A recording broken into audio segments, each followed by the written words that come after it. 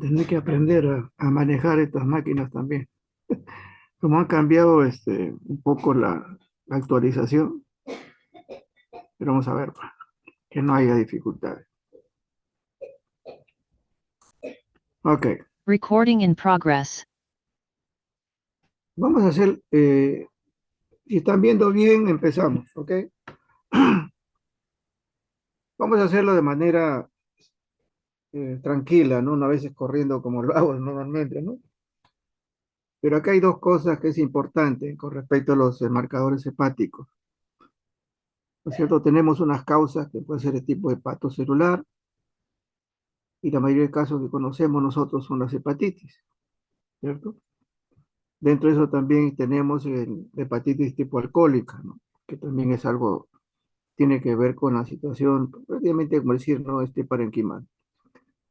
La colestásica quizás es más conocido, pero no olvidemos de que no solamente es a la hora de salir, sino también hay, en el caso de cirrosis biliar primaria, hay no solamente la colicistitis, sino también hay por problemas hepáticos, ¿no? Inclusive por fármacos, o cáncer de páncreas, que son frecuentes también en estos casos, ¿no? Y encontramos generalmente el tipo de bilirrubina directa.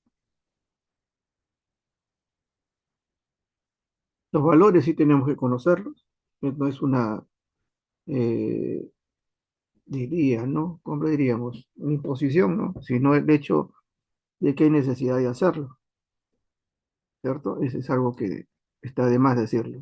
Tenemos una total de 1, 0,25 y directa, y la indirecta siempre va a ser mayor. Y tenemos las transaminasas, algunos mencionan hasta 40, etcétera. Vamos a dejarlos ahí, porque sea 40, 36 o 37 no implica mayor. La fosfatas alcalina, las proteínas totales, que son, realmente es una evidencia de la síntesis, es importantísimo, ¿no? De alguna patología. La albúmina, igualmente. Globulina, igualmente. La gamma glutamil, y desde una vez se lo comento, ¿no? Es generalmente utilizada para, no solamente a nivel obstructivo, ¿no? Sino también a nivel eh, de hepatitis alcohólica. Y tipo trombina también es síntesis. La TGP, que era conocida como la aminotransferasa, tenemos aquí nosotros, ¿no? Las condiciones, ¿no? Y los valores, como le mencionaba, que puede ser hasta 40, uno 35. Eh, es lo que nos interesa a nivel de laboratorio. El aspartato, o en este caso la aminotransferasa, la TGO, siempre hay consideraciones, ¿no es cierto? Y acá vienen algunas consideraciones de relación, ¿no? Que es también importante que conozcan. La mayoría no, de patopatías tenemos nosotros en TGO y TGP es menor de uno, hay una relación menor de uno.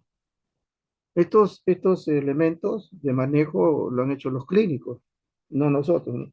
Ellos han comenzado a mirar esas variables, lo que significa la transaminasa, y han visto que esto era interesante e importante. Voy a tratar de aumentar esto, ¿ya? Ojalá que no cometa un error. Parece que no. Bueno, entonces, ahí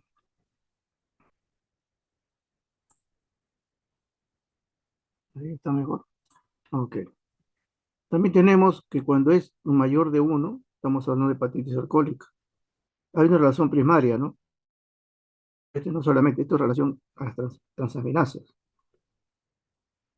Y hay una condición que también es conocida en la clínica, es cuando hay aumento de la uremia, puede dar también niveles falsamente bajos en las transaminasas. O sea, son situaciones que maneja acá, efectivamente hay una uremia alta, y hay un problema no solamente hepático, sino renal.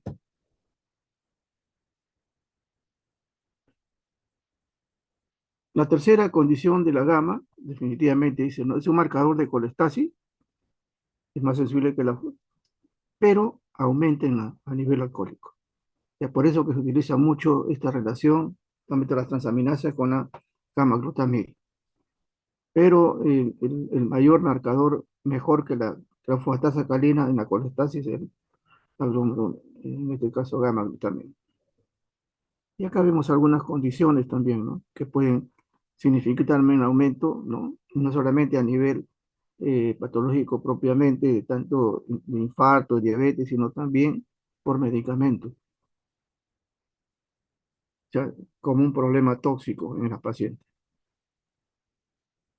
La cirugía láctea siempre va a significar que hay muerte, ¿no es cierto? Es una enzima que es lesión, que podemos verlos en nosotros a nivel cardiovascular, pero acá también igual implica la necrosis, ¿no es cierto? La lesión hepática, y definitivamente está referida pues a unos valores como están arriba y elevada frecuentemente. ¿Por qué? Porque en la cirrosis pues, prácticamente la lesión es manifiesta, ¿no? Y eso es continuo hasta que se forma la fibrosis. Entonces, definitivamente es un dato también interesante en el caso de la cirrosis.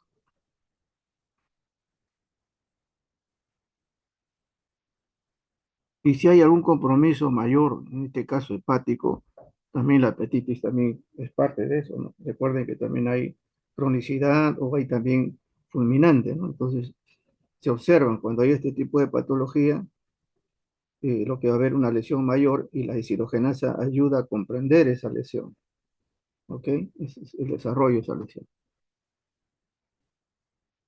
La fosfatasa alcalina, definitivamente los valores los tienen ustedes acá. Hay un valor medio de marcador sensible a la colestasis, pero no específico, como la gamma-glutamil, que esa es una cosa importante también.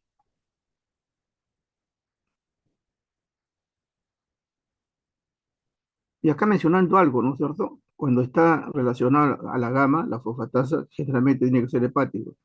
Si le aumentamos la nucleotidasa y la virotransferasa, transaminasa, definitivamente es de origen hepático. Entonces, no es un marcador específico, pero sí es confirmatorio con respecto con la gamma glutamil para referirnos que estos son el compromiso netamente de tipo hepático. Y si encontramos la fosfatasa alcalina junto a la desogenasa láctica y el calcio, que son elementos, como digo, significativos, nos está sugiriendo que puede haber una metástasis del tejido óseo.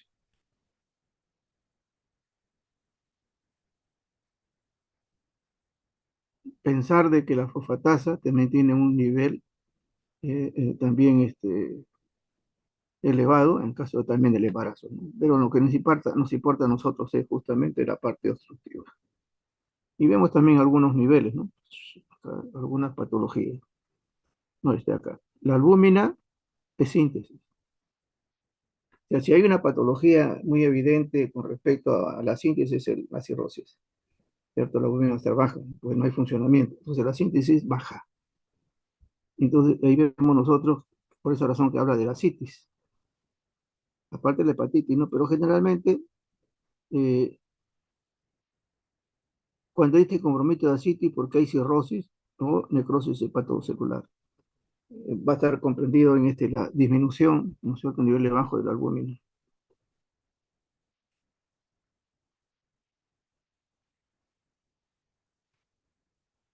Las globulinas, generalmente los valores están correspondientes, porque los números lo tienen acá ustedes, aumentan en la enfermedad hepática crónica. O también autoinmunes, ¿eh? Hepatitis autoinmunes también igual. Aumentan también esta particularidad porque es específica para estas patologías. Otra químicas que tiene que ver en la síntesis hepática, definitivamente el tiempo de protrombina. Acá no es aumentado, ¿no? Sino el tiempo se alarga. Eso es lo que tenemos que ver. Esto es lo normal, algunos mencionan hasta 12,5, pero y acá, como es síntesis, igual que en este caso las proteínas, en el caso de la albúmina, el tiempo prolongado tiene que ver con el déficit de factor de coagulación. Y eso tiene que ver con el daño definitivamente tremendo de una hepatitis crónica, una cirrosis.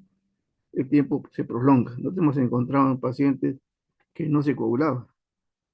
Pasaba, ¿cierto? No solamente segundos, sino minutos, minutos, minutos. Y era definitivamente un problema de síntesis Ahora, se puede agregar otro tipo de, como decir, porque puede ser la vitamina B, vitamina K, pero generalmente era por problemas de tipo hepático en estos pacientes.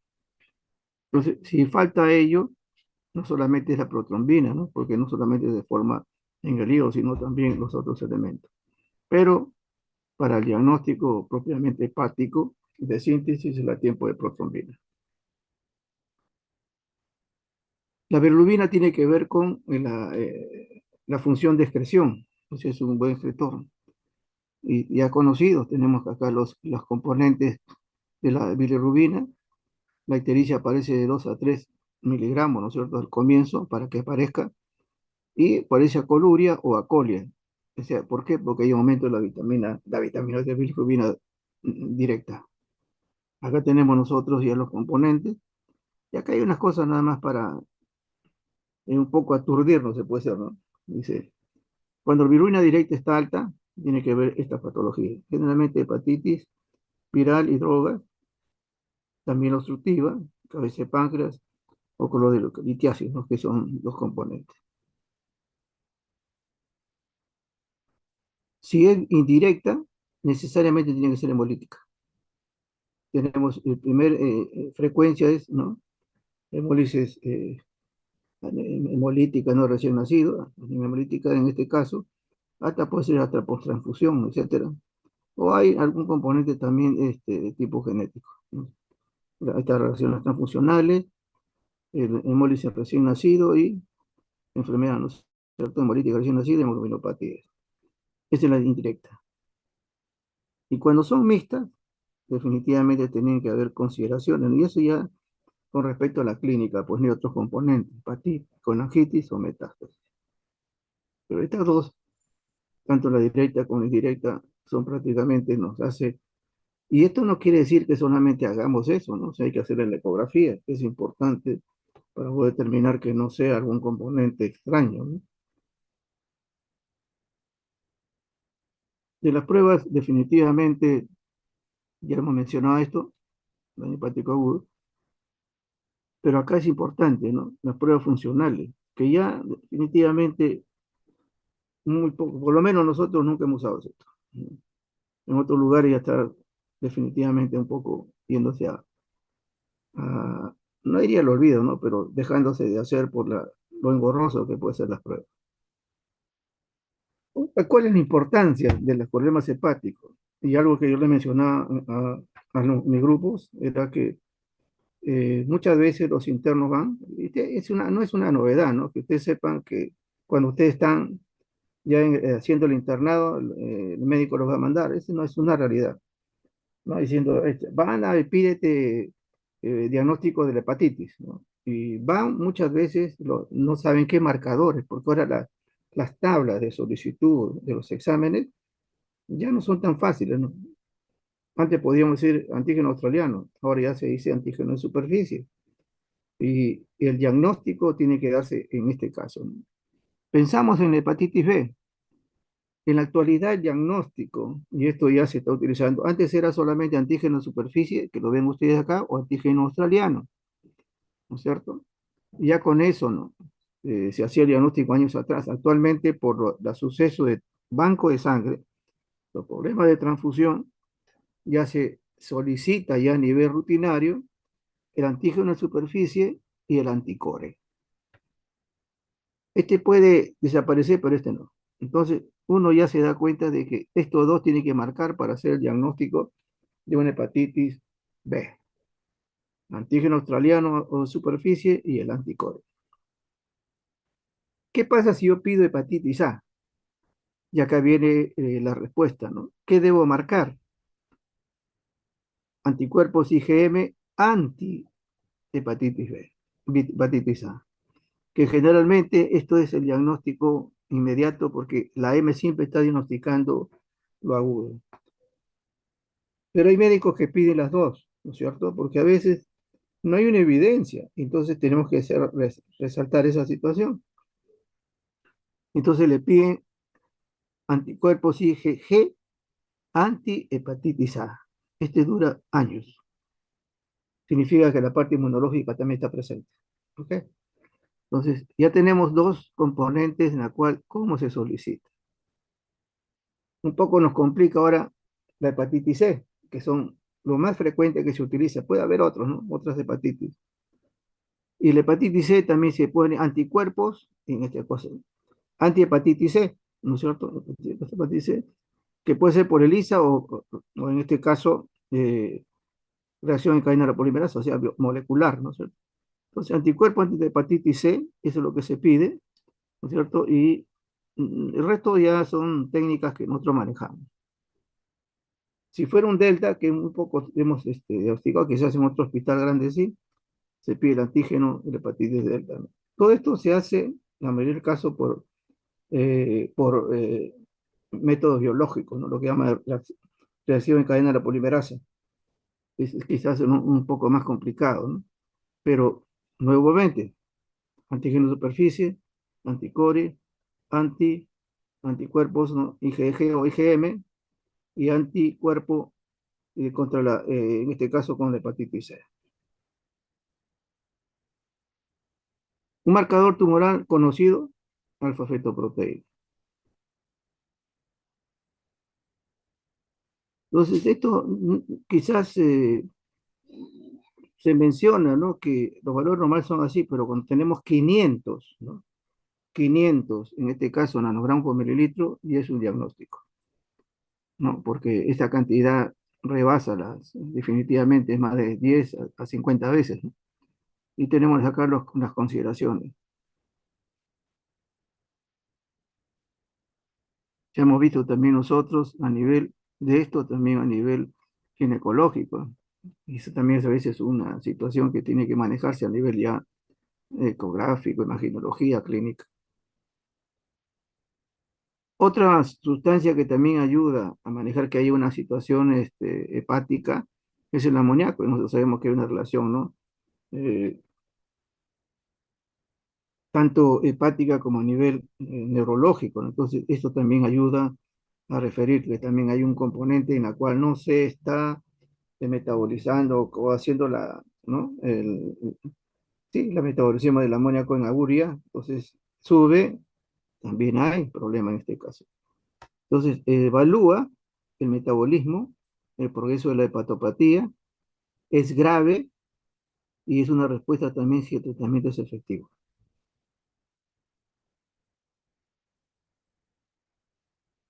Solamente para mencionarles nuevamente, ¿no es cierto? Acá está anticuerpos anti-hepatitis C, acá tenemos el hepatitis A, M y la G, hepatitis antígeno superficie, y también nosotros y lo que hemos mencionado anticore, el anticore.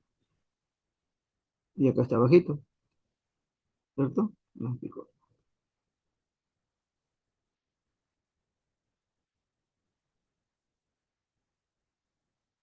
Cuando estamos hablando de un problema de tipo toxicidad alcohólica, que empieza una esteatosis y luego es una cirrosis por esto, miren los componentes que generalmente se observan, ¿no?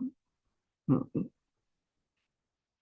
no solamente a nivel hemático, ¿no es cierto? Entonces vemos también que hay componentes, principalmente en hepático es, ¿no es cierto?, las transaminasas y la gamma-glutamina.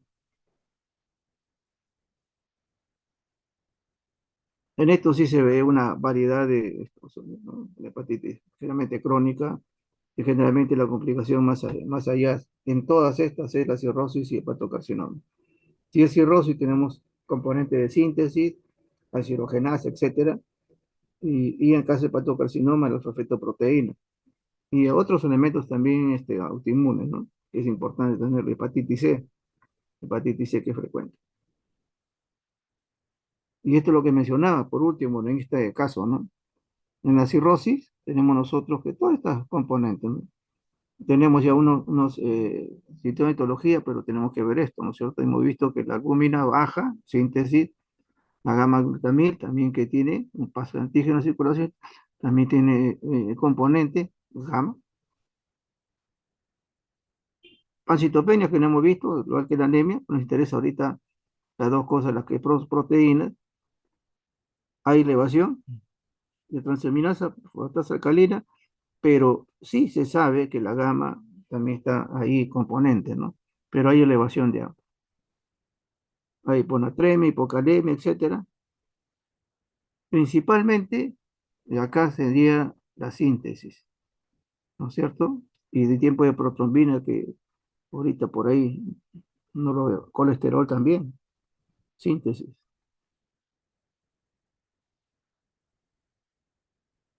Alargamiento del tiempo de protrombina, síntesis. Proteína, síntesis. Entonces ya sabemos que hay un compromiso netamente hepático.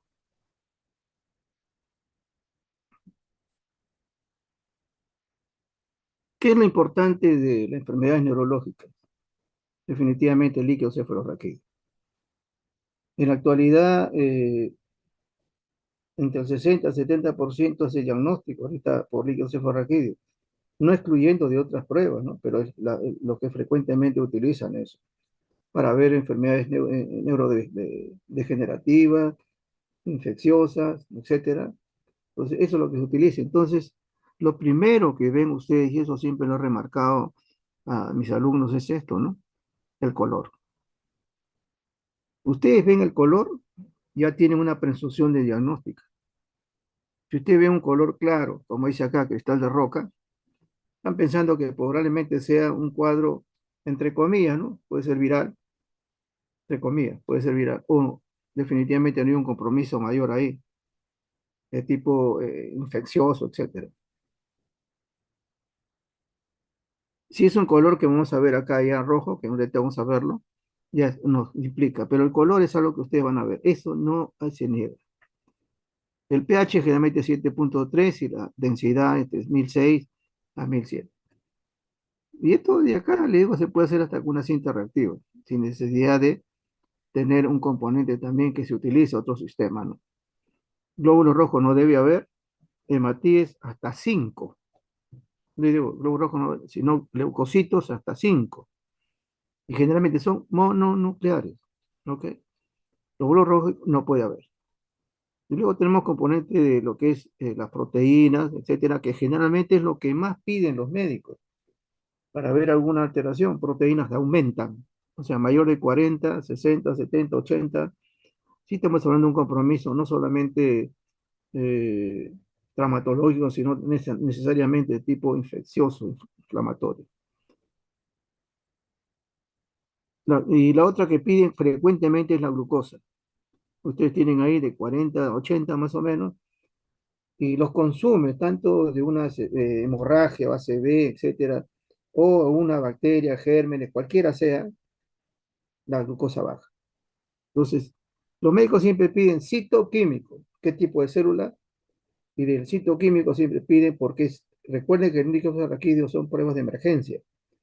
Entonces, le piden glucosa y proteína. Con eso ya tienen más o menos evidencia de lo que es. Luego ya procede al cultivo, ¿no? Pero acá es un tratamiento inmediato.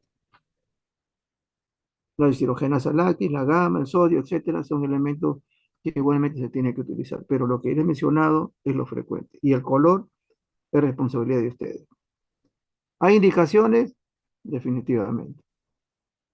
Terapéutico, de diagnóstico generalmente. ¿Hay contraindicaciones? La primera contraindicación definitivamente valedera era lo que llaman nosotros es la hipertensión endocraniana, sea por cualquier patología, hipertensión endocraniana. No se debe hacer y hay que utilizar otro tipo de sistema de diagnóstico, porque acá puede provocar la muerte del paciente, ¿no? Por enclavamiento. Y eso también se conoce, ¿no? Y eso lo pueden, con la presión, quizás le puede ser una presión bastante alta, no se hace. Se usa otra prueba de imagenología, otras pruebas que puedan ayudar a hacer el diagnóstico. O un hemocultivo, ¿no? Si fuera una cosa infecciosa.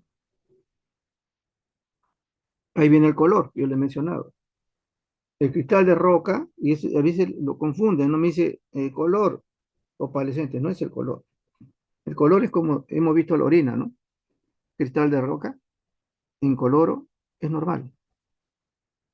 Pero ya viene la otra categoría, hemorragia, definitivamente, ¿no? Y eso lo ven ustedes al comienzo. Ahora, inclusive hasta puede ver opalescente, ¿no? Que también lo van a ver. Entonces, el médico ya sabe, el claro puede ser viral, ¿sí? O nada, el opalescente, etcétera, puede ser una bacteria, ¿sí? Meningitis bacteriana, y la hemorragia puede ser un problema hemorrágico, se ve lo que es frecuente encontrarlo. Entonces, esto tiene que ver con esos dos colores. Pero también hay otra calificación, santocromía. Y les he puesto la flecha porque a veces se equivocan.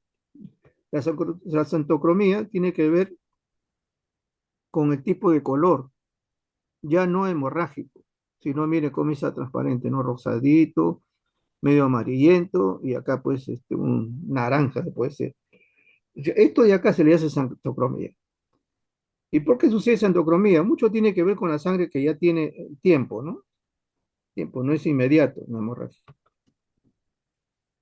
Esto lo colorea si hay proteína, si hay bilirrubina, si hay metahemoglobina, si comemos bastante carotenos, si estamos usando rifampicina, en este caso la tuberculosis, por la oxihemoglobina, por la menalina, y un amarillo rosado también tiene que ver con estas condiciones, ¿no?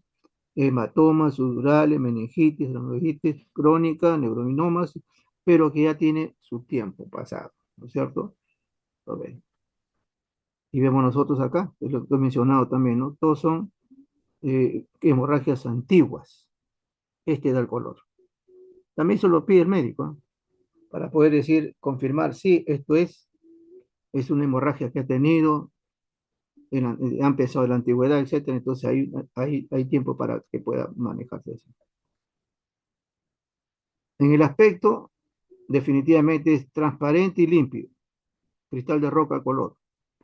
Pero vemos nosotros que también hay que, opalescente, hay acá prácticamente ya eh, purulento, y acá hay como si fuera unas líneas, ¿no es cierto? Como si lo menciona acá, ¿no?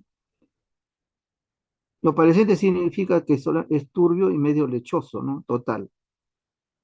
Acá puede haber proteínas, leucocitos y microorganismos. Puede haber también depósitos de grumos, ¿no? Proteínas, entonces vamos a ver bastante proteínas en un paciente que ha hecho una reacción.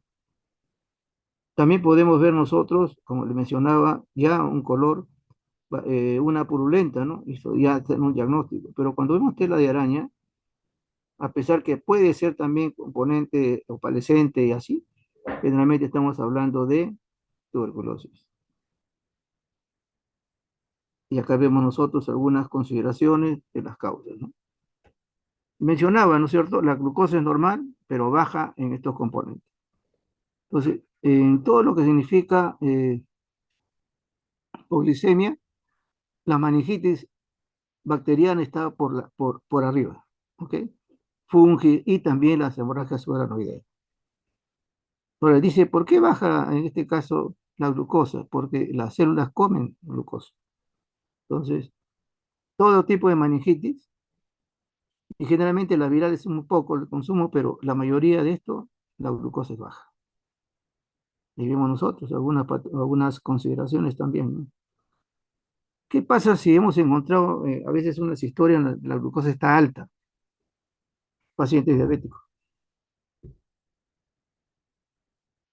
Las proteínas, como mencioné, tanto la glucosa que baja, la proteína sube, y vemos nosotros aumenta, por esta definición, lo que han mencionado, hay una división de la reabsorción, etcétera, ¿no es cierto? Y eso es inclusive, en la actualidad se está haciendo ya calificación de proteínas por una técnica de electroforesis.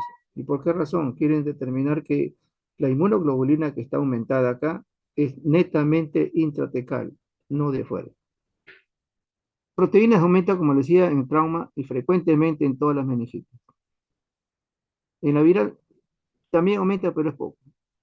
Pero imagínense, todo lo que es hasta lo que es más conocido, ¿no es cierto? Hemorragia solanoidea, viral, meningitis fúngica, tuberculosis, bacteriana, el trauma son las que van a estar aumentadas por la frecuencia, ¿no? El resto también se da, pero es lo que más se ve. Y la disminución es otra cosa, pero esto de acá es importante para hacer diagnóstico.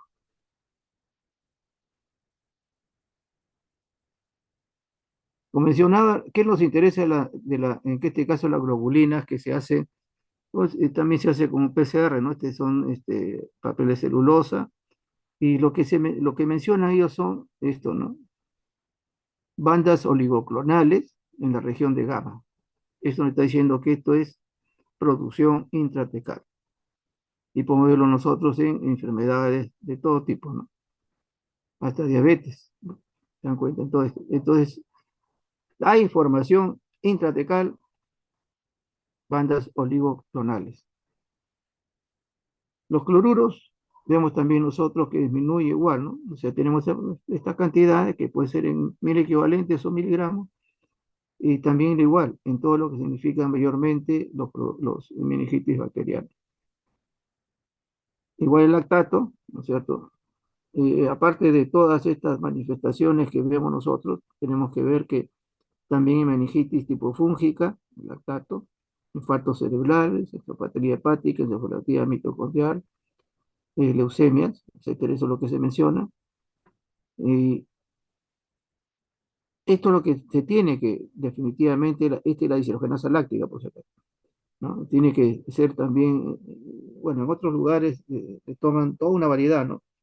Eso no tiene que estar también presto, ¿no? Cuando a veces no hay una buen diagnóstico, no diría clínico, sino buen diagnóstico definitivo, hay que pedirle todas las pruebas. El ácido láctico ya es conocido, y generalmente ¿a qué aumenta?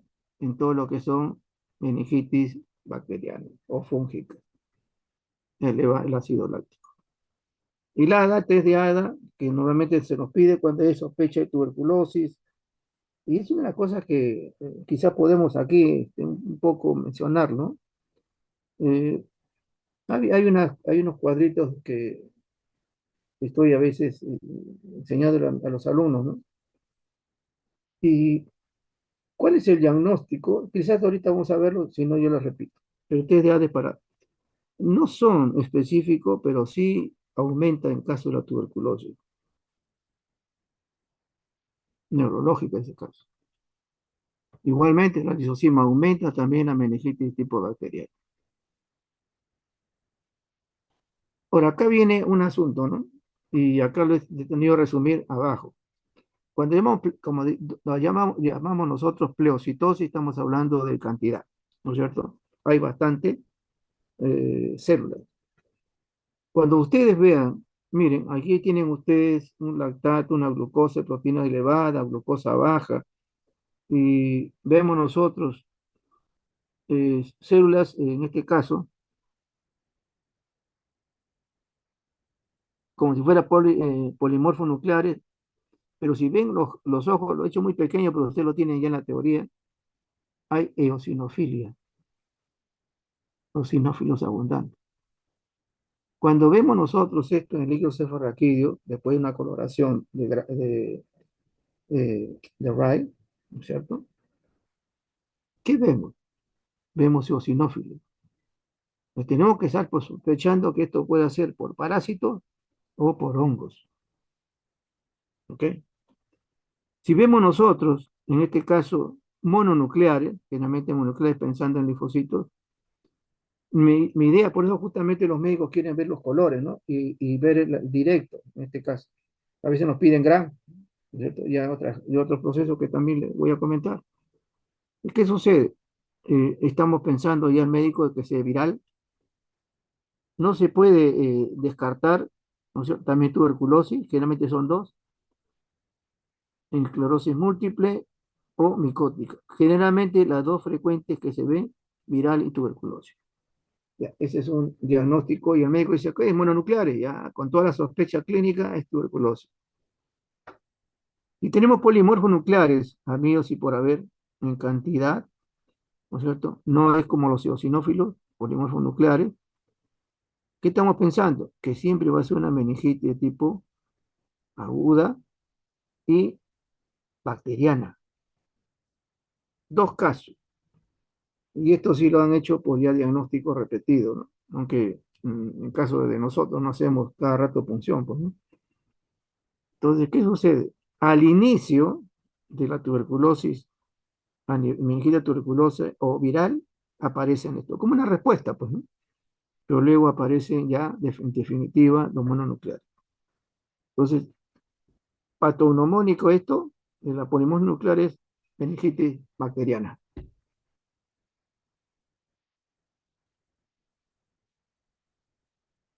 Creo que no está aquí. Entonces voy a comentar acá. Si yo tengo, en este caso, tanto proteínas altas, glucosa baja, el recuento no es muy alto, acá en este caso de las parásitos y fúngicas, no es muy alto el recuento, pero sí se dice presencia de eosinófilos. El líquido fosforraquídeo puede ser opalescente o turbio, eso no lo niega, depende de la cantidad de germen, de este caso de parásitos o de hongos, pero esta característica nos está hablando de que puede ser eso. Si encontramos nosotros un líquido cefalorraquídeo, no solamente turbio, en tela de araña, como he visto, sino purulento, también se puede ver principalmente, ¿no? Principalmente, estamos hablando de una tuberculosis, en este caso, ¿no? El tipo de tuberculosis, o puede ser también micosis. Pero si es un líquido transparente, que generalmente se ve así, transparente, y encontramos nosotros que hay células mononucleares, estamos hablando de viral. Y acá también la glucosa no baja mucho, las proteínas sí suben. Y acá en el caso de una meningitis bacteriana propiamente dicha, acá los recuentos pueden superar 100, 200 células, ¿no? Eso no, de los 5 que son normalmente, aumenta tremendamente. Es de lactato, deshidrogenasa, la glucosa baja, proteínas altas. ¿Qué encontramos? Polimorfos nucleares. ¿Qué piensa el médico con todos esos elementos? Una meningitis bacteriana. Ahora, ¿qué más podemos pedirle? Es un gran. En el gran podemos identificar las bacterias, pero ojo, el gran no identifica la tuberculosis, tenemos que hacer sin Nielsen. Y si queremos terminar un hongo, gota china para criptococo. Tita china, criptococo, un gran para ver si hay gérmenes bacterianos, etcétera, ¿no es cierto? Y a ver qué más, si no me olvido, es el Alzheimer, se viene de vez en cuando. Ya tenemos, sin Nielsen, tuberculosis y tinta china para criptococo. No les cuento nada más. Entonces, ¿qué nos ayuda a nosotros? Pues, hablando solamente de lo que se encuentra en el líquido cefalorraquídeo, ¿eh? Porque otra cosa serían ya pruebas muy sofisticadas, imagenología, etcétera, que se pide, ¿no? En este caso, a los pacientes neurológicos. Eh, un caso había, y a mí me preocupaba, ¿no? ¿Por qué le pedían, estamos hablando de años, pues, ¿no? Atrás, le pedían glucosa y calcio a los recién nacidos. Y bueno, pues, y así que uno de esos días le pregunto al neonatólogo, oh, hermano, le digo, Manuel, le digo, ¿por qué le pides calcio? Y en este caso, calcio, porque el calcio viene con el magnesio, por ejemplo, juntos, ¿no? Y le pides glucosa y calcio. No, me dice, esto cuando hay esa falta provoca convulsiones, ¿no? Como si fuera epilepsia. Porque yo hasta ese momento ignorante, ¿no? De mí, decía, ¿habrá epilepsia en recién nacido? Me dice que sí, es una convulsión. Entonces, si encuentro yo hipocalcemia, hipomagnesemia, hipoglicemia, generalmente en la segunda tenemos que ver que es una madre diabética. Ahora, no necesariamente puede ser por esto, ¿no? Pero esto es lo primero que piden. Luego, si esto de acá está normal, ya le piden el estudio líquido cefalorraquídeo para ver calcitonina, electrolitos y bilirrubina, que son también componentes de un cuadro, ¿no? Diferente de infeccioso ya. Pero al inicio, cuando solamente hay esas manifestaciones, no hay otra cosa, esto es importante. Si fueran lactantes o niños, ojo, muy pocas pruebas se le pide a un recién nacido, ¿no? Por el volumen sanguíneo. A veces diciendo, ¿por qué no le piden hemograma? ¿Por qué no le piden eso? No. Si ustedes le sacan sangre, le sacan toda la sangre, pues. Entonces tenemos que hacer con microcomponentes, hacerlo por gotas. En este caso, los lactantes también tenemos que un hemograma, líquido seborraquídeo, porque acá definitivamente puede haber ya no solamente el problema infeccioso, ¿no? Sino también ha tenido un trauma. Generalmente se ve eso en los hospitales, ¿no? Los chiquitos van con un cuadro convulsivo, pero ha tenido, pues, la causa fue un trauma. Entonces hay que pedirle también, ¿no es cierto? Y bueno, se le pide si hay, eh, también provoca toxicología, porque a veces los medicamentos también ese es un problema en caso de... la adolescente, ya al jovencito, ya se le pide todo, porque esto es como si fuera el adulto, ¿no? Y tenemos nosotros que todas estas pruebas, traumatismo, epilepsia, que ya son propiamente, que son cuadros netamente neurológicos, ¿no? No lo hacemos, pero puede haber neurociticercosis, igual que en el anciano. ¿Por qué? Consumimos mucho chicharrón, pues, y a veces consumimos en cualquier sitio. Y no hemos tenido casos, ¿ah? Y inclusive de personal, muy consumidores de chancho, ¿no? Y es una de las cosas que uno tiene que tener cuidado, ¿no? Ya puede apareció convulsionando y perdió en cierta manera, ¿no? Se desmayó. Ya que, ¿por qué sucede? Le hicieron de todas las pruebas un rayos X, una situación, ahí le encontraron que tenía, pues, algunos, podemos decir, quistitos que sabían, ¿no? Entonces, ¿hay que hacer las pruebas basales en ellos? Sí. Pruebas basales significa hemograma, glucosa, urea, creatinina, examen de orina. Recuerden que hay que ver cuál es el estado de cada paciente, no porque diga le duele el ojo o le duele la uña, solamente la uña. Aprendamos todo, como después son los años que a nosotros hemos tenido ya de enseñanza, ¿no? En nuestra propia vida médica, es que un basal no le quita nada. Aún me estoy diciendo, este paciente puede resistir el tratamiento, este paciente está en buenas condiciones, este paciente no va a tener otras complicaciones, y eso es interesante entender. Y acá, definitivamente, por la neurociticercosis, que eso creo que lo vamos a ver en un rato, líquido cefalorraquídeo, Western blot. Ese es su diagnóstico. Hay que hacerle toxicología porque recuerden de que también, ¿no es cierto?, se fuma. Entonces hay que tener también. Y luego es otras pruebas. En caso ya de los ancianos, gente ya más madura, hay algo que parte de todo esto se le tiene que pedir, ¿no? Puede haber una meningitis de tipo tuberculosis, ¿sí? Un accidente cerebrovascular, sífilis, y acá estoy colocando Western blot, esto también por la neurociticercosis. Y luego otras pruebas. Pero el resto se tiene que hacer igual, pruebas basales, toxicología, etcétera, porque esto es parte de la situación que puede complicarse en estos pacientes. Ahí está el Western blot, los factores de riesgo, ¿no es cierto? Creo que me pasado, me parece que no. A ver, sí. He recortado un poco, ¿no es cierto? Entonces, acá tenemos nosotros algunas consideraciones para ver, ¿no es cierto?, la neurociticercosis, pero el diagnóstico que estoy mencionando es por Western blot, ¿ok? Puede haber eosinofilia, hemograma también con eosinofilia, hay que hacer perfil hepático, porque recuerda que no solamente compromete esos niveles, hay que ver de relé o aglutinaciones también, porque puede ser otra cosa y no solamente la neurocistercosis. Podemos encontrar en ese hasta el 15%, ¿no es cierto?, el parásito, y vemos nosotros algunas consideraciones más. El diagnóstico, vemos acá, pleocitosis, aumento, eosinofilia que hemos mencionado en antes. ¿Ok? Diagnóstico, Western blot.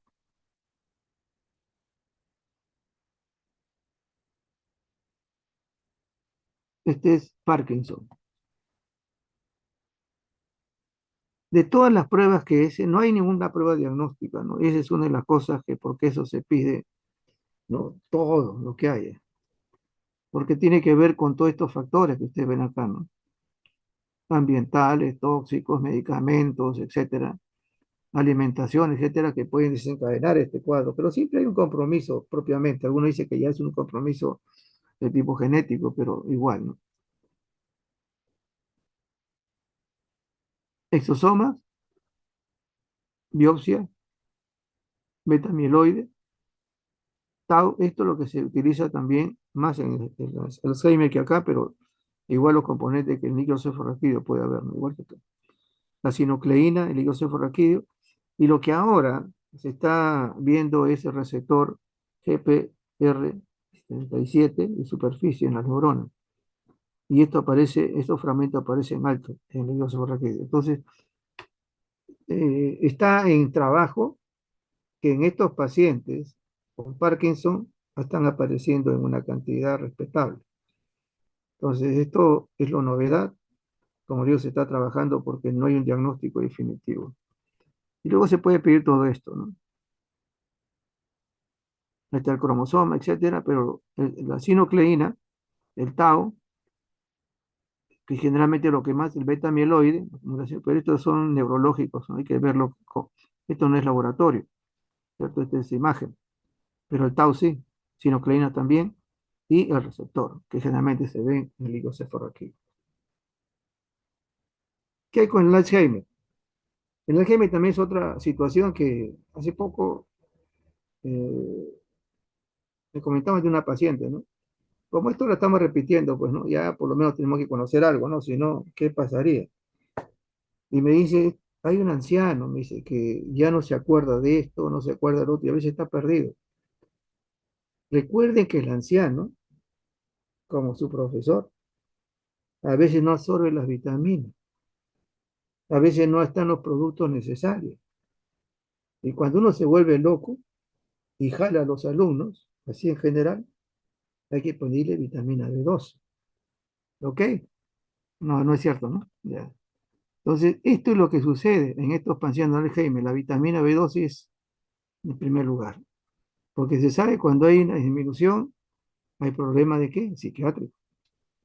Vuelvo otra vez a mencionar las pruebas basales, que es importante, porque el anciano puede estar anémico, puede tener otro tipo de patología, puede ser diabético, puede tener hipercolesterol, puede tener un sinnúmero de cosas, ¿no? Y eso va a contribuir a que haya un daño mayor neurológico. El gen y el líquido cefalorraquídeo, igual, disminución de la beta 42, la amiloide y también el aumento de tau fosfatado. Porque esto de aquí lo que se utiliza es para qué? Por estructura de ordenamiento, ¿no? Entonces, cuando aparece, generalmente son que están mutadas la mayoría de casos, ¿no? Y beta amiloide también en plasma, perfil lipídico, le mencionaba, síndrome metabólico también está dentro de ese cuadro, porque aparece también en situaciones vasculares, marcador de función renal, recuerden, ¿no? Pato renal, que llamamos, y no solamente renal, sino también la uremia, ¿no? Que desencadena todo eso. Y miren lo que nuevamente, ¿no? Descartar hipotiroidismo, vitamina B12, tiene neurosífilis, tiene HIV o un cáncer elevado. Y definitivamente el estudio funcional lo está haciendo la parte de imagenología, ¿no? Pero en caso de nosotros, en el líquido cefalorraquídeo vamos a encontrar este tipo de situación. Y la vitamina definitivamente hay que tenerla presente, ¿no? Para hacer un diagnóstico con la clínica, con los otros elementos, etcétera, hacer el diagnóstico de una Alzheimer.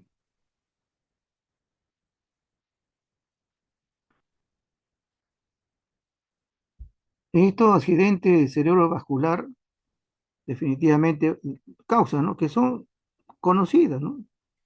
Tenemos acá hipertensión y tenemos acá diabetes. Generalmente son las causas de esto. Entonces, si uno dijera en estos pacientes, ¿qué prueba de laboratorio va a hacerle?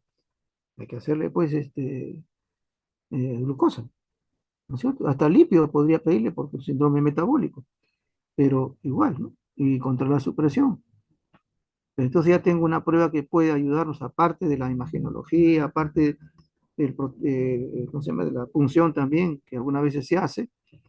Entonces tenemos que ver eso, ¿no? Ese tipo de cosas. Laboratorio, definitivamente, como mencionaba, la glucosa, marcadores cardíacos, ¿por qué? Porque también todo lo que es volumen va a afectar arriba, ¿no es cierto? Perfil de coagulación va a afectar definitivamente. No solamente afecta la piel, otro órgano, sino también a nivel cerebral, que es sensible. Perfil lipídico, porque está reunido mucho con la glucosa. La hemoglobina glucosilada, porque es un paciente diabético antiguo. Y luego las otras pruebas que son importantes realizar. Y acá, nuevamente, ¿no?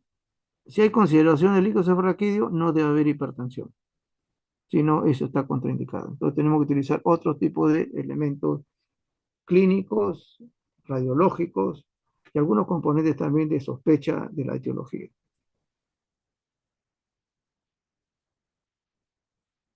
En la hemorragia subaracnoidea, igualmente, ¿no? Puede ser traumatismo, etcétera, espontáneo, rotura de aneurisma vascular, etcétera. que esto ya no es laboratorio, pero es una cosa que es importante conocerla. Puede haber también que hay una alteración, ¿no es cierto? El paciente está tomando anticoagulantes, que lo ha habido también estos casos, no se sabe, hipertensión y también antecedente de tabaquismo. ¿Qué se observa? Y esto lo vemos como lo hemos mencionado, ¿no? Una líquido cefalorraquídeo sanguinolento. ¿Ok? ¿Qué es lo que ayuda, aparte de todas las, observar que la glucosa ha bajado, la proteína ha subido? El médico nos pide siempre a nosotros, ¿no? ¿Hay crenocitos?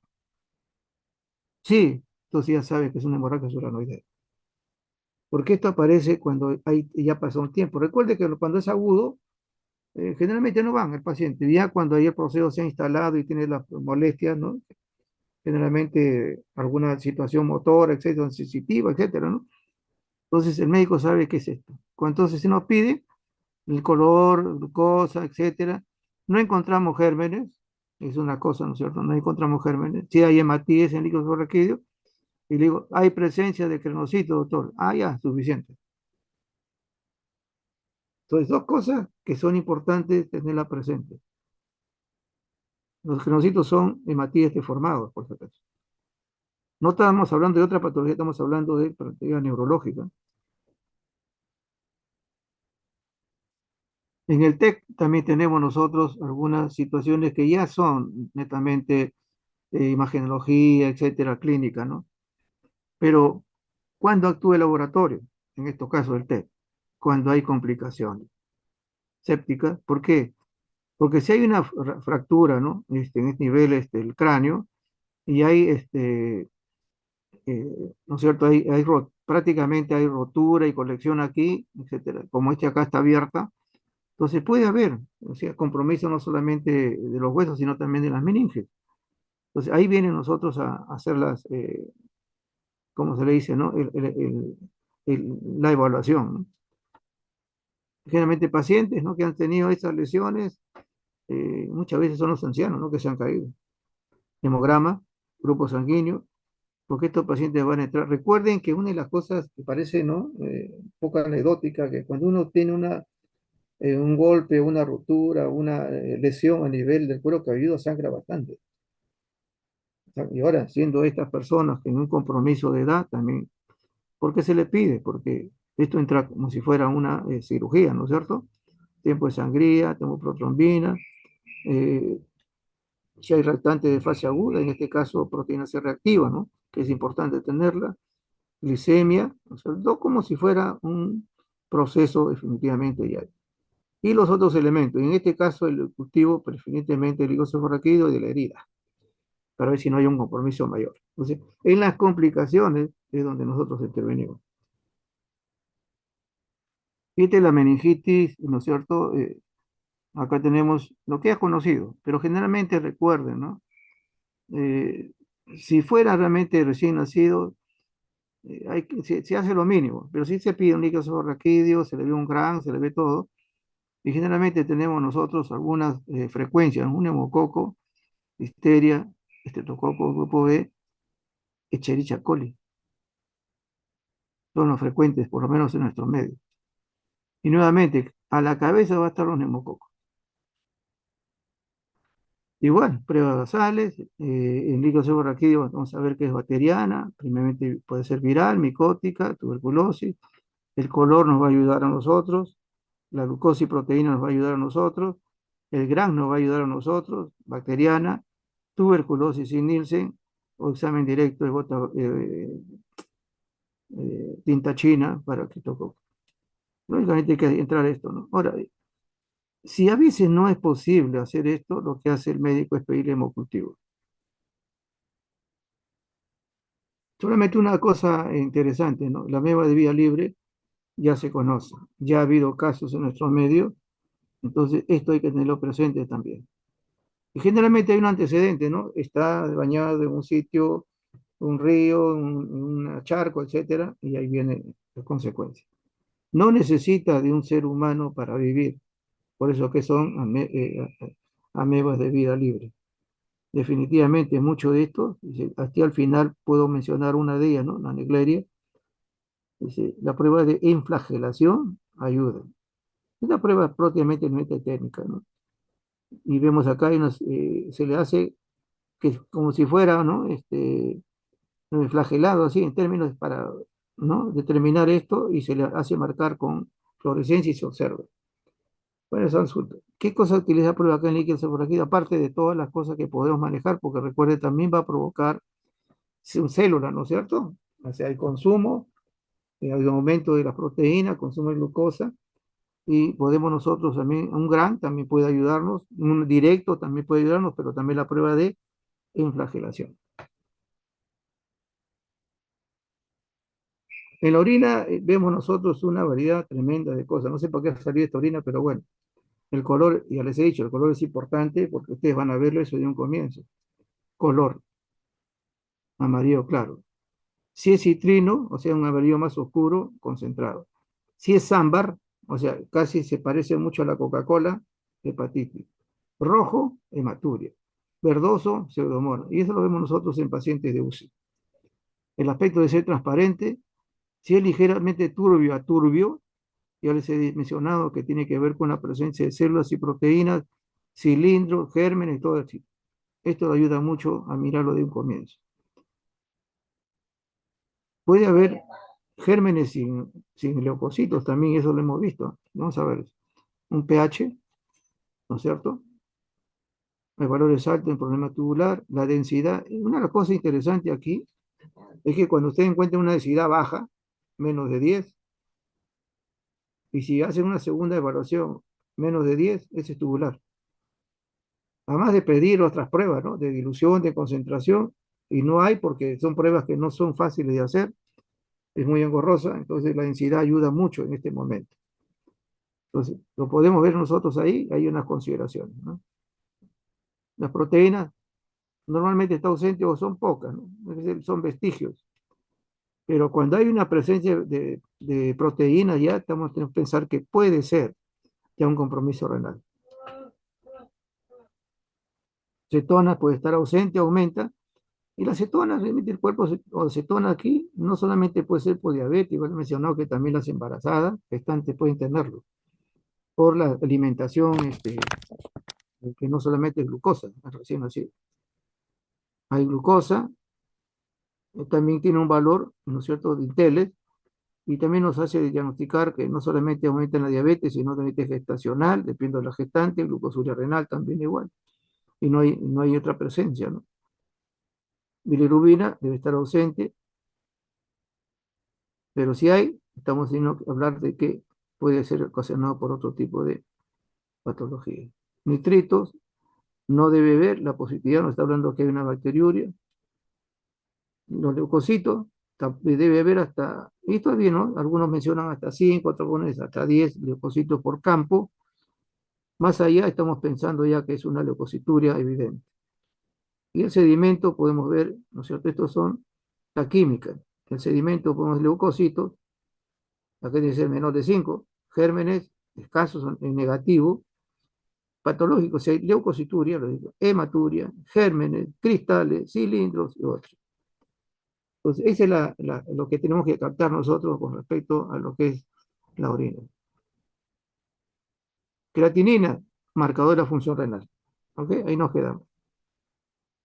Pero, ojo,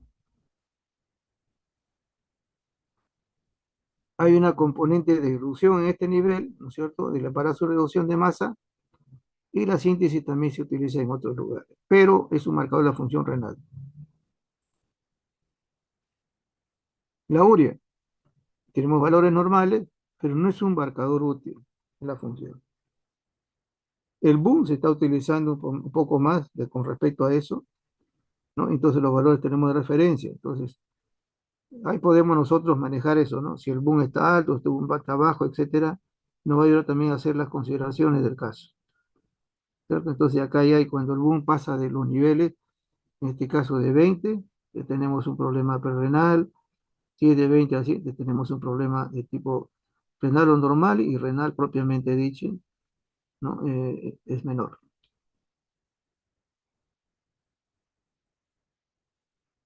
Cuando un boom es superior a 100, sí estamos hablando de... Claro, cuando todos tienen un límite de ser 10 veces, a veces la cantidad que uno ve ya necesariamente tiene que ser de un lugar exacto, ¿no? En este caso a nivel renal. ¿Por qué es importante? Nos ayuda a nosotros porque son elementos quizás un poco más, no diría, ¿no? Atractivos, sino un poco más concentrados, se podemos decir, ¿no? En ese término, ¿no? Entonces, cuando vemos nosotros también, vemos nosotros que se observa en la diabetes, ¿no es cierto? En infección y glucosicosis, aumento.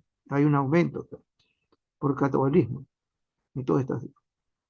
Y la cirrosis también disminuye. Pero acá la referencia tiene que ver también con la función renal, aunque no es como decir útil, pero sí las indicaciones de que ser cantidades es un daño renal. Citatina C es el marcador endógeno de la tasa de filtración glomerular. Eso nos interesa. ¿Ok? Citatina C. La beta 2 microglobulina también tiene que ver, esto sí tiene que ver con la función tubular. No tengo los marcadores de otro tipo, pero tengo la beta, problema tubular. También es un marcador tumoral, pero acá, hablando de renal, estamos hablando. Tengo la densidad y tengo un sedimento, como vimos en una de los ejemplos que les mencioné a los alumnos, ustedes tienen una creatinina, así de ejemplo, ¿no? Una creatinina que sube y baja al día siguiente, una urea que sube y baja al día siguiente, ¿ok? Tiene un volumen que ha bajado, ¿no es cierto? Tiene una densidad que es baja, miren, y luego tienen cilindros, pueden tener cilindros hialinos o granulares, etcétera, y tienen cilindros celulares, cilindros epiteliales, cilindros celulares, estamos hablando de daño tubular, necrosis tubular aguda. Entonces, podemos nosotros también tener esto, ¿no es cierto?, como parte del daño. Actualmente ya se está utilizando pues también las interleuquinas, ¿no? Entonces ahí tenemos nosotros esto, entonces esto de acá tiene que ver con eso, ¿no? Siempre va a ser un daño inflamatorio y dónde empieza. Y acá definitivamente nos ayuda también con todos los cuadros que podemos tener, la densidad, etcétera, que puede ser también un tubular. Esta es otra de las cosas que es el proteína benzetrase, ¿no? Es un indicador, ¿no? Está asociado, dice, en la alteración precoz de la filtración glomerular. Es lo más importante. Estas son las pruebas también. Vemos nosotros el fósforo, el calcio, la alteración también observada en enfermedad renal crónica, electrolitos, ¿no? Y hemos mencionado que el calcio, el sodio, definitivamente también se altera. Y las proteínas también, porque hay proteinuria y pérdida. Entonces hay hipoproteinemia por pérdida renal. Eso ayuda en general a poder manejarlo. Y cuando yo tengo presencia de proteínas o proteinuria en la cinta, yo no puedo hacer diagnóstico todavía, solamente proteinuria. ¿Qué hago? Pido una orina de 24 horas y digo, esta orina de 24 horas me está calificando ¿qué? Síndrome nefrótico o síndrome nefrítico. Entonces ya tengo el diagnóstico. Esto es lo que mencionaba, ¿no? Para ver situación, esto solamente mencionado porque estos son engorrosos, digo sí, test de concentración y test de dilución. Y vemos nosotros que acá debe hallarse entre 1025 o más. Menor de eso, hay un problema tubular. O sea, 1025 debe hallarse o más, 1030. Pero si baja esta cantidad, porque estamos concentrando definitivamente el problema. Y en el caso de dilución, definitivamente acá tenemos que ver que la densidad está baja, en este caso menos de 10, menos de 1010 o 1005, baja. Estamos hablando pues de que hay un problema de tipo tubular. La inulina sí se sabe que es un buen marcador de la función renal. En algunos lugares están usando, no en todos, pero es un buen marcador. Es mejor que utilizar la urea. Ahora, ¿qué hay con esto, no? Y esta es una de las cosas que ustedes han hecho ya con los tres tubos, ¿no es cierto? Y tenemos nosotros que esto puede ser macroscópica, definitivamente es una orina con bastante, ¿no? Coloración. Microscópica, que también se observa, ¿no? Y esto a veces pasamos por alto porque pensamos que no había, y lo hay. Ahora, ¿qué es lo interesante, no? Que si nosotros tenemos, y eso lo vemos nosotros ya por la experiencia, ¿no? Que son los hematíes normales que salen ahí por el tracto, entonces no es glomerular, es tubular hacia abajo, ¿no? Así, hemorragia. Pero si son dismórficos, o sea, tienen alteraciones, tienen formas diferentes, estos son hematíes glomerulares. Entonces, yo quiero saber que esta hematuria sea de tipo glomerular, o sea, renal propiamente dicha, veo los hematíes. Y si vemos los hematíes que están alterados, distróficos, entonces estoy pensando que es glomerular netamente, hay un problema ahí, netamente arriba. Pero si tiene los hematíes que son normales, estoy viendo pasado de lo que es glomérulo en adelante y son normales. No hay alteraciones, pues. ¿Ok? Entonces eso también ayuda a nosotros los niveles. Y acá, en una hematuria, no, es una de las cosas que es, ¿no? Hay que pedir cultivo, sí. Pero también no se olviden de que si es una gestante, el HCG. Si es un anciano y tiene retención urinaria, su antígeno prostático. Y luego el resto de cosas. ¿Ok? Pero principalmente por el tipo de paciente, ¿no? La proteinuria mencionaba, ¿no es cierto? Puede haber en 24 horas, no más de ahí.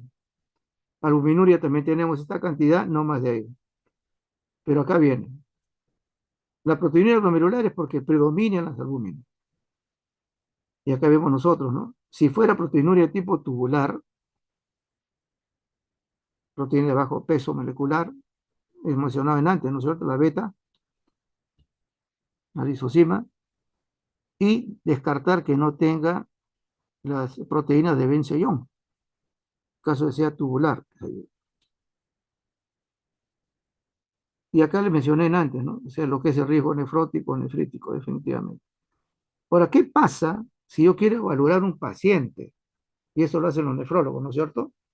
Ya no nos piden urea creatinina, sino tiene que ver ya el daño de tipo renal en general, ¿no? Nos pide microalbuminuria. La microalbuminuria, que tiene que ver diferente a la albúmina, la proteinuria, etcétera, la microalbuminuria es el signo precoz de daño glomerular. Mayor de 30 en 24 horas, factor de riesgo de enfermedad terminal y nos va a decir cuánto tiene de sobrevida ese paciente.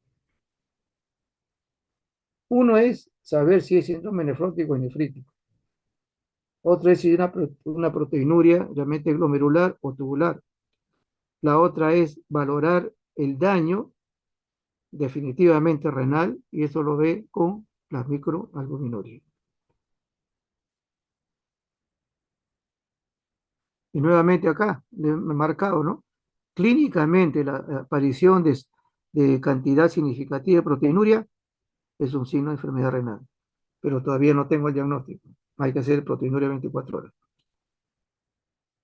Aquí tenemos nosotros algunas consideraciones, ¿no? Proteinuria, hipovinemia, hipercolesterolemia. Una cosa que le decía a los alumnos, ¿no? ¿Qué pruebas le puedo pedir a este paciente? Proteinuria, sí. Hipovinemia, yo tengo que saber, ¿no es cierto? ¿Es hepática? No. Tengo que pedirle pruebas hepáticas. Colesterolemia también pruebas hepáticas, etcétera. Entonces, eso también ayuda a que yo tenga eso. Y ahora, si no es nefrótico, pues siempre proceso, pruebas basales le voy a pedir, ¿no? Perfil de coagulación, de población de creatinina, ver si no hay otro compromiso tipo inmunológico o infeccioso, que también tóxico, etcétera. Si hay algún componente también propiamente de otros cuerpos, otros elementos ahí, y ver también cómo están las células tubulares. Ahora, aquí es el asunto, ¿no? En las orinas a veces hay células epiteliales abundantes, o poca cantidad, pero las células tubulares es diferente. Y, por ejemplo, allá en el hospital ya a los tecnólogos le hemos enseñado, ¿no? Las células tubulares, a pesar que no haya leucocito, está diciendo de que hay un problema tóxico ahí, a nivel tubular, donde sea, pero está ahí. ¿Por qué? Porque ya son propiamente de riñón, no son células descamativas. Y nos ayuda a hacer el nivel también de problemas, ¿no? Ahora, cuando nosotros queremos ver también que hay un problema inmune, entonces lo vamos a ver posteriormente, es pedir complemento. Esta es la que ya conocemos. Síndrome nefrítico, toda la edad. Pero cuál es la importancia, ¿no? Postestreptocócica. Para hacer el diagnóstico de una glomerulonefritis postestreptocócica es complemento. Depósito de complemento, o sea, en sangre lo pedimos, está baja. Le pido un ASO. Es la única prueba para decir este tocó. Pero la única prueba de decirme que es glomerulonitis propiamente es el complemento. Y eso, y al resto le pueden pedir urea, creatinina, proteinuria, si es por medicamentos, igual, si es sana, porque acá vemos que toda esta patología puede dar, pero lo que sí es frecuente es postestreptococia. Fracaso renal agudo, que este ya los conocen, ¿no es cierto? Acá vemos también algunos componentes, ¿no? Volumen, generalmente sí en UCI, eso sí hemos visto nosotros allá por la pedido de los intensivistas, la oliguria, el sodio también, creatinina, que está elevada, la urea en sangre que está elevada, y a veces no son sintomáticos, lo ven solamente cuando le hacen su creatinina. Y ya vemos algunas consideraciones que también ustedes lo leen con tranquilidad para ver estas dos componentes, ¿no? Siempre eh, a nivel osmolar y a nivel densidad, siempre vean eso, siempre vean eso. Al final renal crónica en las consideraciones también esto, pero acá se suma que hay hipercalemia, hay acidosis, hay hipocalcemia, por el tiempo ya esto aparece, entonces hay defectos también de algunas vitaminas, la vida media por eso que en estos casos vemos a veces hasta estas células que se parten, ¿no? La vida media del glóbulo rojo disminuye, ¿no es cierto? Puede haber un sangrado digestivo, entonces, ¿qué pido acá? TB en ese. Trombocitopatía, tenemos que ver eso por la cuestión urémica. Y recuerden algo, ¿no? Tengo que pedirle glucosa, lípidos, sí, porque ya se sabe si aumenta la arteriosclerosis, si hay un problema cardiovascular, va a hacer estos compromisos, ¿no es cierto? Y también va a hacer el compromiso la tendencia a un ACV, encefalopatía, etc. Tuburopatía es solamente mencionar eso, ¿no?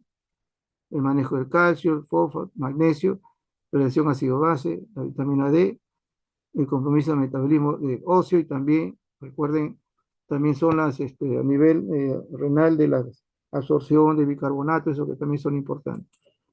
Realmente acá las tuburopatías son a nivel genético. Y por último es esto, ¿no es cierto? Esto usted ya conoce mejor que yo, son acidez, alcalemia, hipercapnia, bicarbonato, bajo, etc. Definitivamente a veces cuando se solicita, la mayoría que hemos visto nosotros nunca ha sido acidosis, insecto o alcalosis respiratoria, esto. La mayoría ha sido mixta. Y eso definitivamente es algo que sí debemos nosotros tenerlo presente, ¿no? En el caso. ¿Cuándo se debe hacer el Union GAT? Siempre en la acidosis metabólica, no en otras citas, con ese manejo. Ya que vemos algunas consideraciones que ustedes, ahí están las fórmulas, eso las ven ustedes con tranquilidad.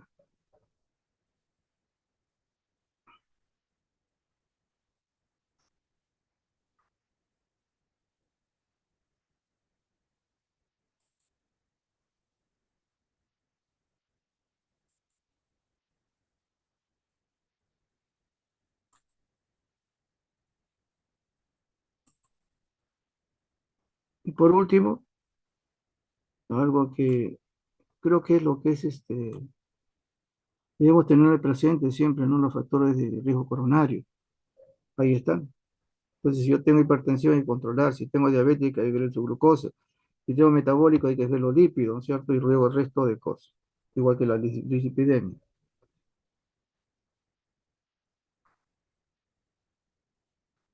Síndrome coronario sí hay que ver siempre con el flujo, ¿no es cierto? De sanguíneo, alterado, etcétera.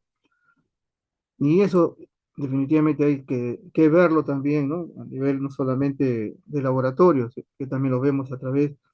Si hay estos elementos vasculares, también es importante, ¿no? Tenerlo a nivel general. y hay otras pruebas también que se puede manejar.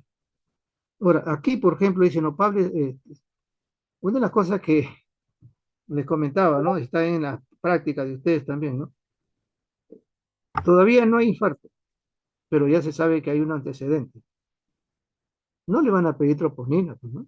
Acá tienen que pedirle, ¿qué? El PCR, preferentemente, porque es un predictor.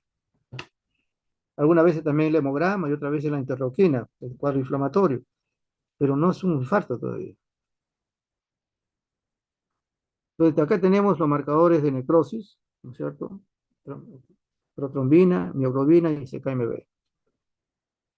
Marcadores de isquemia, generalmente la que conocemos nosotros, ¿no? En este caso, estas dos proteínas, que en otros sitios se manejan bastante frecuente. Y acá está el marcador inflamatorio, entonces es un predictor. Y la parte de hemodinámica, la péptido natriurético. Hay otras pruebas, definitivamente, no son las únicas. Y acá sí tienen que ustedes valorar el tiempo. Eh, Por eso acá se les da, ¿no? ¿Cuándo aumenta hasta qué tiempo aumenta la mioglobina, protrombina, CKMB? ¿Y en qué momento baja? Porque ustedes encuentran ahí hasta en unos trabajos, ¿no? En la cual esa diferencia es horaria, ¿no? Por eso algunos se normalizan y otros siguen aumentando el nivel, ¿no? Y algunos llegan hasta más de 6 horas, cuando ya las otras trabajaban. Entonces eso tienen que verlo ustedes ya y colaborar también a nivel mental para no olvidarse. La troponina ya lo ven ustedes, ¿no? Y una de las cosas es, estos son los valores, ¿no? Algunos mencionan que es dicen, no, tiene que ser uno para, bueno, hay uno ahí, 0,1. Y estamos hablando ya que este es un buen marcador, ¿no es cierto? Es más específico que el resto, sí lo es. Y acá están algunas consideraciones de el tiempo. Pero acá el valor máximo siempre se da pasada, ¿no? A veces hasta la día y medio, como se dice. Cuando los valores son mayor de uno, no 0,1, sino uno, el daño miocárdico es mayor.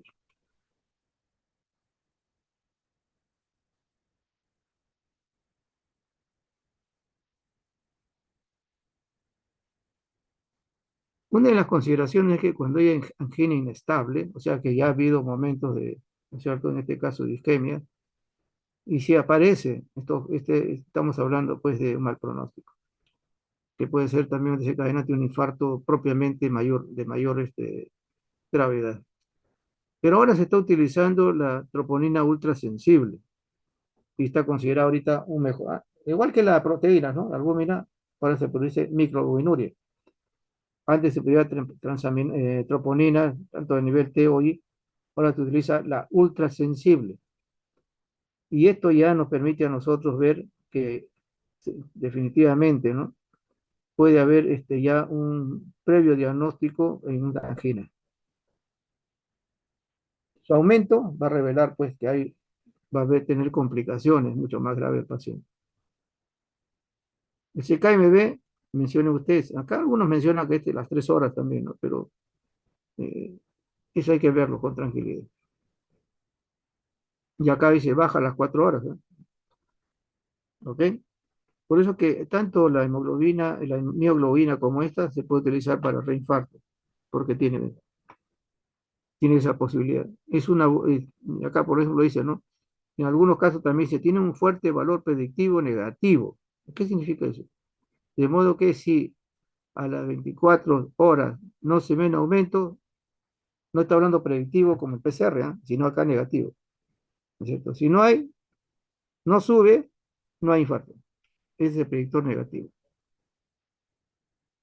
Pero este se utiliza como parte también eh, del infarto al miocardio. La deshidrogenasa láctea siempre la he mencionado, acá ya acá prácticamente muy poco se utiliza la TGO, pero acá en el infarto del miocardio que viste en pacientes de otro lugar, ¿no es cierto? Se utiliza esto porque esto nos está hablando de que definitivamente, a pesar de no ser específica, su aumento está hablando que puede ser un infarto masivo, porque el daño se extiende. La mioglobina, la utilidad de los valores es el reinfarto, es por el tiempo. ¿Ok? La interleuquina, definitivamente, igual que en antes, mencionaba la 18, esta es la 6, eh, es una procoagulante, es amplificación de cascada, inflamación, ¿no es cierto? Entonces, todos los procesos que hay, arteriosclerosis, que hay inflamación, vamos a tenerlo. Ahora, se dice que esta interleuquina también tiene que ver con aumentar el proceso aterotrombótico, entonces, por uno lo estamos haciendo para controlar más los factores de riesgo, ¿no? Y lógicamente, una llegado a él es el PCR. El interleuquina C lo estimula y sigue el PCR. Los valores están ahí, picogramos. El péptido, definitivamente, ¿tiene que ver con qué? Ya lo sabemos, ¿no es cierto? Con la parte hemodinámica. Generalmente la insuficiencia cardíaca es lo que más se observa. Después de un infarto puede haber eso, definitivamente un paciente, o un paciente que tiene cronicidad de esto también puede desencadenarse un infarto, pero generalmente es una complicación del infarto. Ahí están los valores.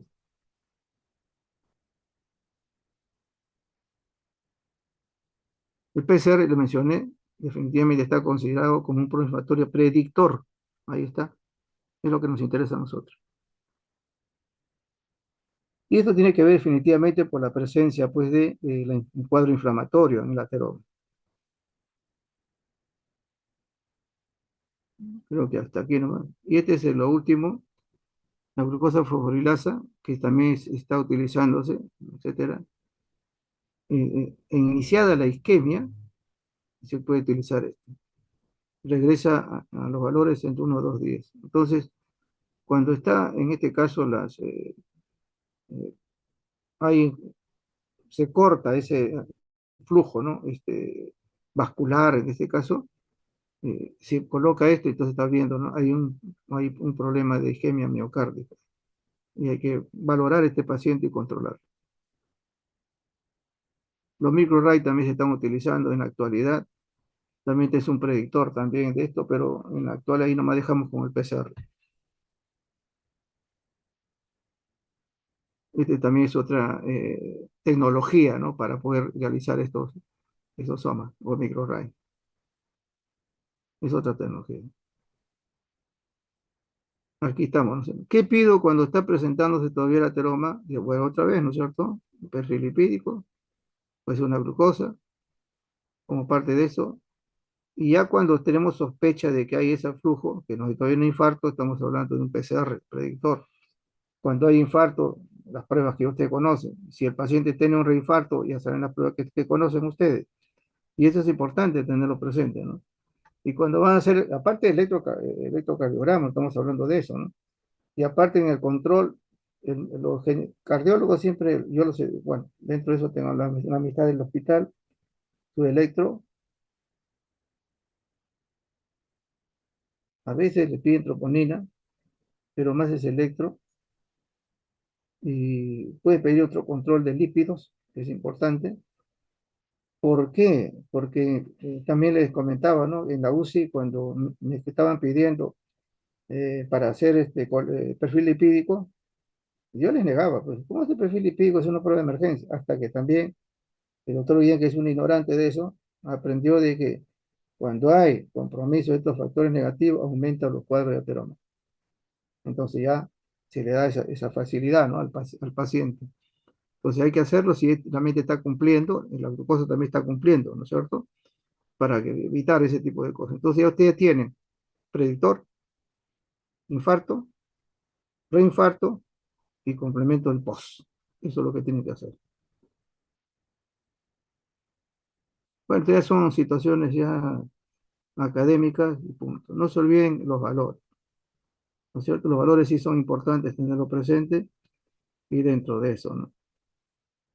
Cuando nosotros encontramos, varias veces hemos encontrado colesterol, no, el HDL altísimo, un HDL alto, o sea, pasando de 90, etcétera, ya no es un colesterol adecuado.